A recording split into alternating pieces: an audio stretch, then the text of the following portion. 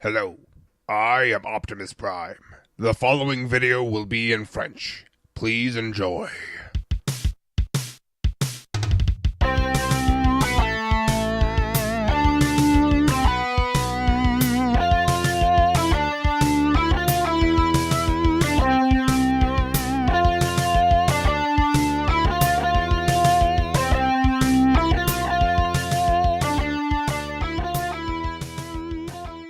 Hey, salut à tous, c'est Leader. Aujourd'hui on se retrouve avec un nouveau Lego Former d'un personnage que je me suis un petit peu approprié, mais qui au départ n'est pas à moi et n'est pas de moi.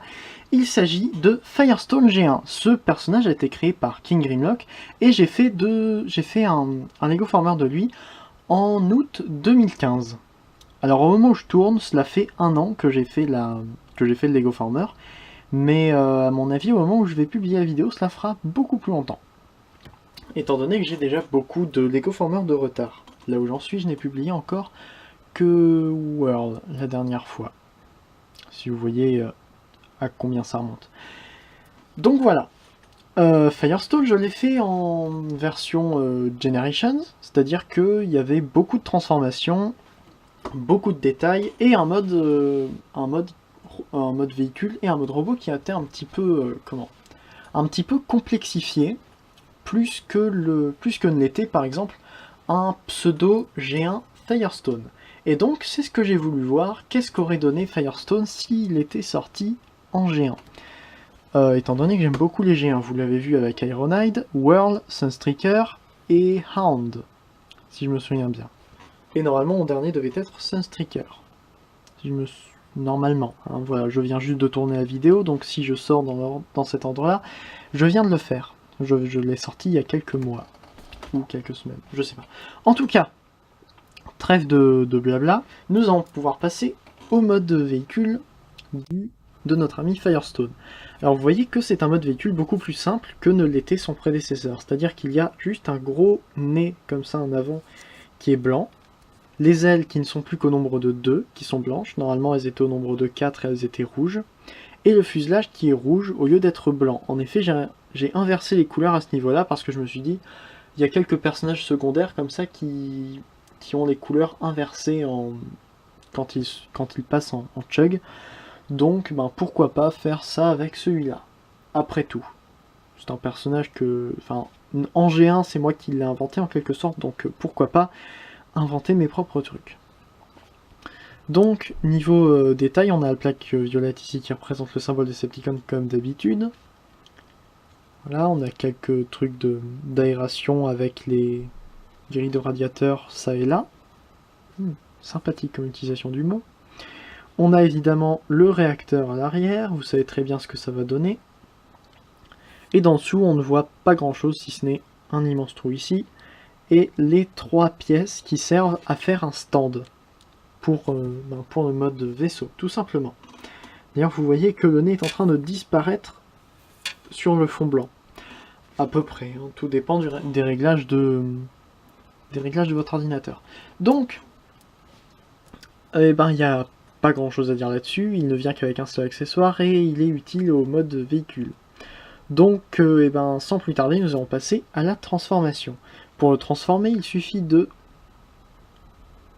détacher la pièce qui est là devant. Attendez. Voilà. Donc, si j'arrive à détacher, je viens de la clipser pourtant, donc normalement ça devrait se détacher facilement. Et voilà. Mince. Il s'agit donc de son arme qui tenait les deux parties du fuselage, enfin les deux parties du nez ensemble, et qui crée en même temps quelque chose de plus joli que ceci. Voilà donc. Le pistolet est comme ça, tout bête, tout simple. Ensuite, on va pouvoir écarter les bras, comme ça, et ramener les ailes vers le haut. C'est extrêmement simple. Ensuite, pour le nez, ça s'est fait tout seul, il suffit de tourner comme ça, et de ramener ça environ à 45 degrés. Voilà, c'est un Lego Former que j'ai fait vite fait, donc il n'y a pas non plus beaucoup de trucs intéressants dans cette transformation.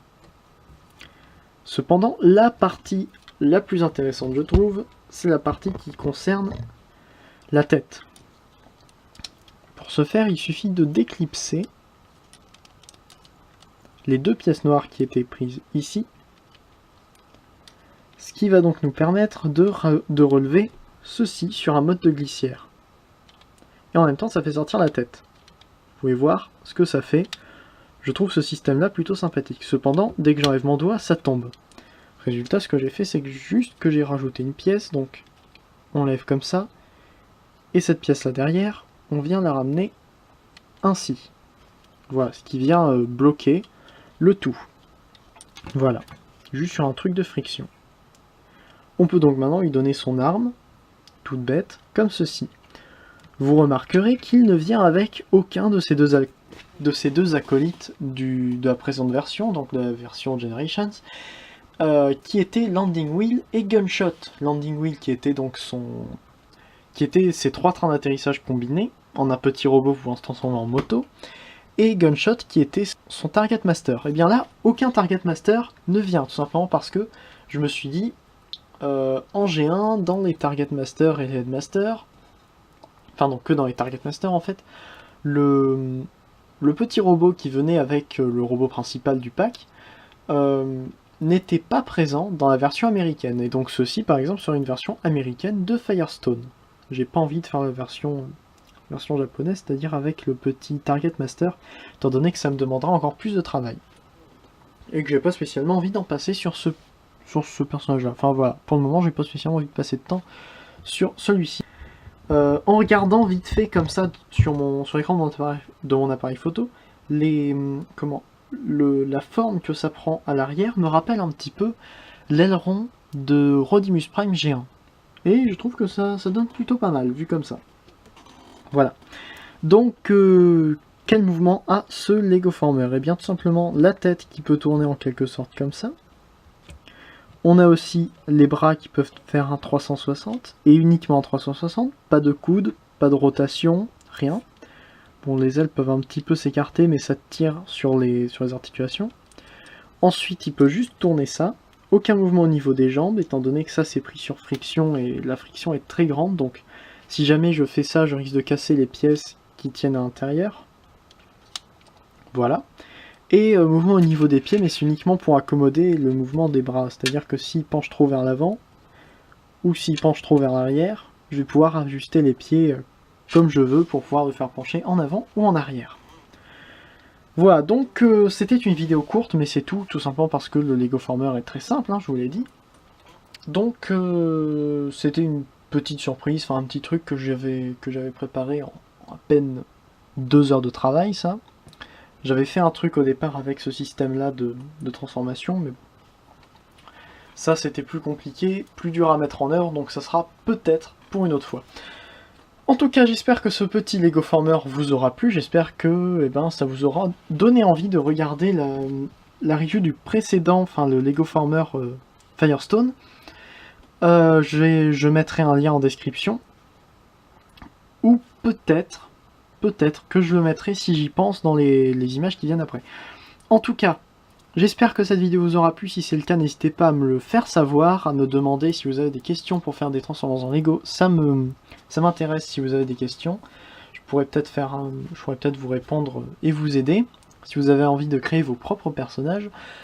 En tout cas, n'hésitez pas non plus à regarder les chaînes des reviewers qui se trouvent juste après dans la vidéo ou juste en dessous en description. Quant à moi, c'était Leader, Fanformer un jour, Fanformer toujours. On se retrouvera une prochaine sur ma chaîne pour une prochaine vidéo. Allez, salut!